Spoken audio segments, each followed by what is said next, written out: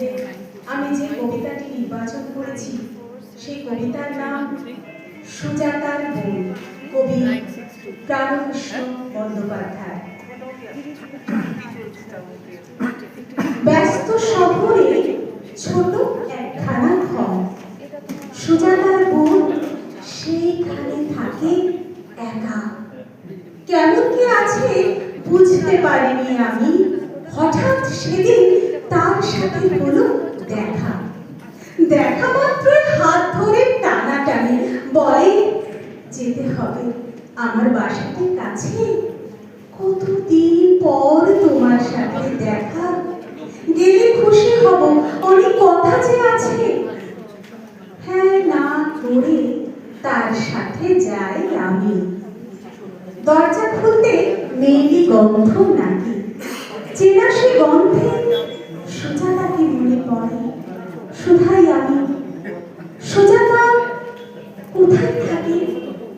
সুজাতা মানে তিন বোন, বাবা মা। আশ্রয় ছিল পোল্ট্রির কোয়ার্টার। বাবা ছিল তার অফিসের টাইপিস্ট, অবসর নিয়ে ডায়মন্ড হারবার। সুজাতা মানে বৈশাখে কোনো মেয়ে, লালপাড় শাড়ি, পাড়ার আসরে গান।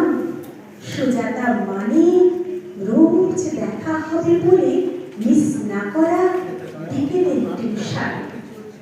সুজাতা এখন থাকে নাকি কানপুরে, পেয়ে গেছে এক কম্পিউটার স্বামী, এক ছেলে তার সংগ্রামজিৎ নাম। যখন শুনছি অবাক হচ্ছি আমি। যা খেতে খেতে প্রসঙ্গ বদলে যায়। আমি বললাম, বিয়েটা সারণী কেন?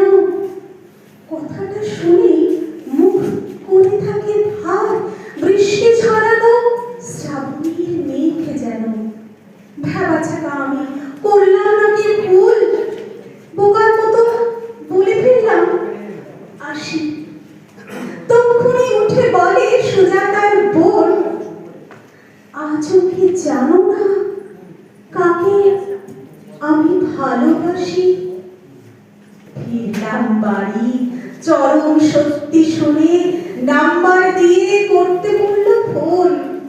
ফিরলাম বাড়ি, চরম শক্তি শুনে নাম্বার দিয়ে করতে বলল ফোন।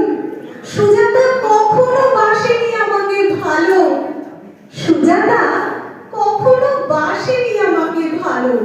ভালোবেসেছিল সুজাতার সেই বোন, ভালোবেসেছিল সুজাতার সেই বোন।